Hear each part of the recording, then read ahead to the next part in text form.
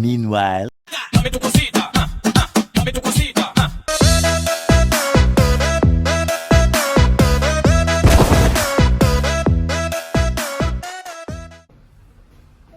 Uy, te, ginagawa mo dyan.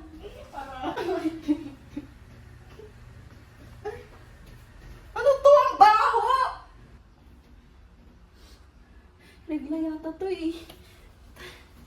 Miss! May napkin ka ba?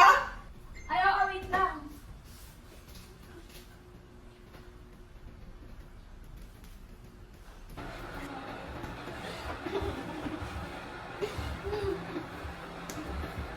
Miss!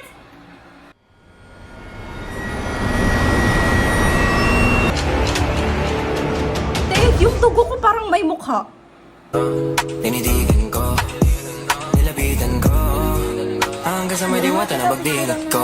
Sige, para story ko sa Facebook. Uy, te, okay ka lang? Te, ang sakit. Ay, te, inom mo lang yan ng tubig, huwag kang OA. Te! Hindi na to kaya ng tubig. Kailangan ko nung hospital para kung ginano no. Ay, Diyos ko, teka lang. Te, bilitan mo ako sa akin. Hello, ready mo na yung cover, pupunta na tayo ng ospital. Helicopter, helicopter,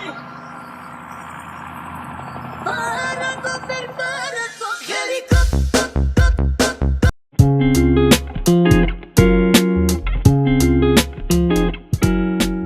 A miscarriage, also known as a spontaneous abortion, refers to the unforeseen termination of a pregnancy within the initial 20 weeks of gestation. The term miscarriage does not imply any fault on the part of the individual carrying the pregnancy. The majority of miscarriages are not within one's control and typically result from the fetus ceasing to develop. Clinical manifestations. The symptoms can include bleeding from the vagina with or without pain, including light bleeding called spotting, pain or cramping in the pelvic area or lower back, fluid or tissue passing from the vagina, and fast heartbeat. If you've expelled tissue from your vagina, carefully store it in a clean container. Then take it to your healthcare provider's office or hospital for examination by a lab to detect any indications of a miscarriage. It's important to note that many pregnant individuals experiencing vaginal spotting or bleeding during the first trimester ultimately have successful pregnancies. However, if your bleeding is severe or accompanied by cramping pain, contact your pregnancy care team promptly. The frequent question is, what causes spontaneous abortion? Approximately half of all miscarriages that occur within the first trimester up to 13 weeks of pregnancy are attributed to chromosomal abnormalities. Chromosomes are minute structures found within the cells of the body responsible for carrying genetic information. Most chromosomal problems occur by chance. It's not completely known why this happens.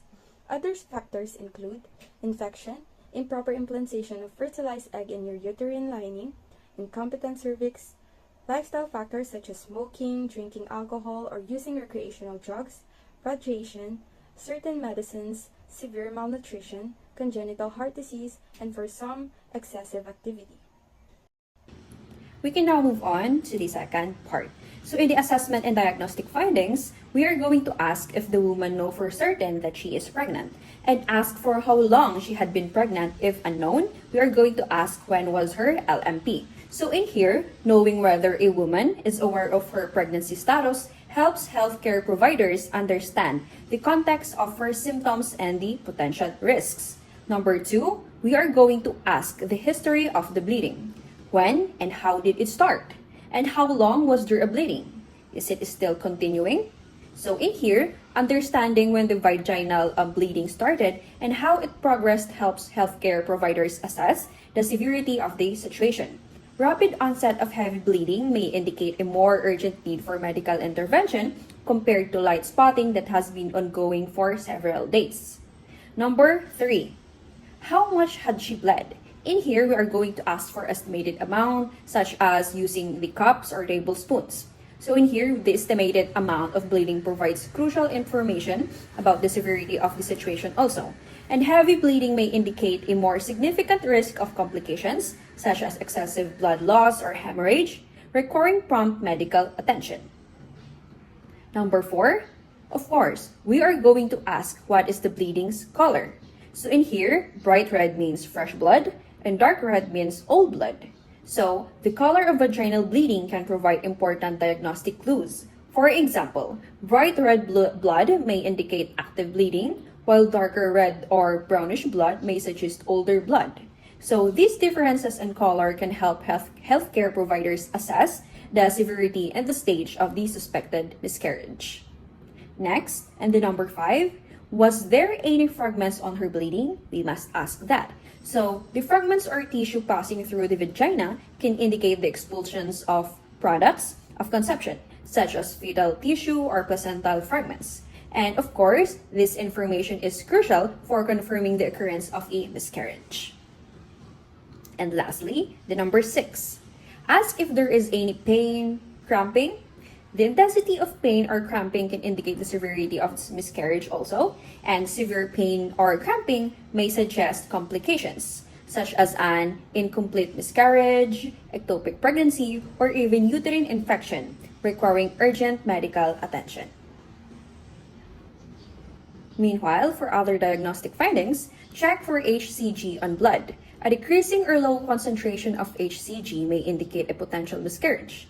Additionally, your blood type may be assessed. If you have an Rh negative blood type, it's probable that your healthcare provider will suggest administering Rh immunoglobulin, or we call it ROGAM, unless you are within the first 6 weeks of pregnancy. And then, perform pelvic examination.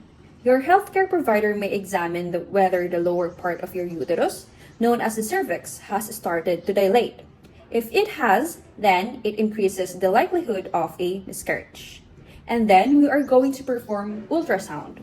In this imaging examination, your healthcare provider assesses the presence of a fetal heartbeat and determines if the pregnancy is developing as expected. If the result of the test isn't clear, then you might need to have another ultrasound in about a week.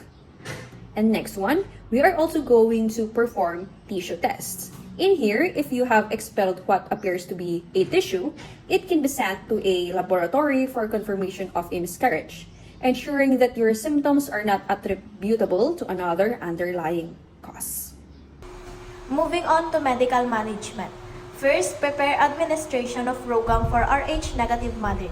ROGAM is a medication used to prevent Rh isoimmunization, a condition that can occur when an Rh negative mother is exposed to Rh positive fetal blood during pregnancy or childbirth. This exposure can lead to the mother developing Rh antibodies, which can pose risk to future pregnancies with Rh positive babies. Administration of ROGAM is a crucial aspect of medical management for Rh negative mothers undergoing abortion, especially if the pregnancy has progressed beyond the first trimester or if there's a risk of fetal blood exposure. Next is iron supplements. Iron supplements may be prescribed as part of medical management following abortion, particularly if there's significant blood loss leading to iron deficiency anemia. Iron supplementation is essential for replenishing iron stores and addressing anemia, which can occur due to blood loss during abortion. It supports the patient's recovery and helps prevent complications associated with iron deficiency. And lastly, DNC, dilation and curettage, or suction curettage to evacuate the remainder of pregnancy. Dilation and curettage or suction curettage are surgical procedures used to remove any remaining pregnancy tissue from the uterus following incomplete abortion or as part of the medical management of abortion. DNC or suction curettage may be recommended if medications alone are not sufficient to complete the miscarriage process or if there are complications such as heavy bleeding or retained tissue. These procedures help ensure the complete evacuation of the uterus, reducing the risk of infection and complications associated with incomplete abortion.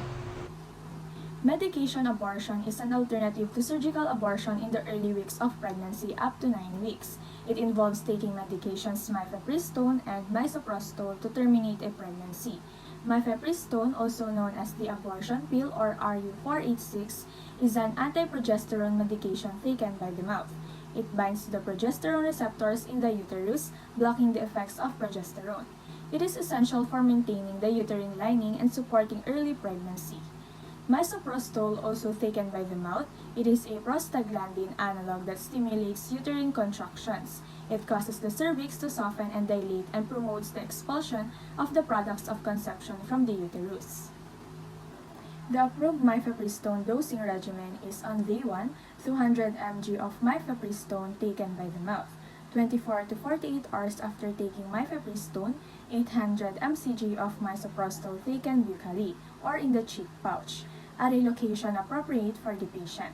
And about 7 to 14 days after taking mifepristone, follow up with the healthcare provider.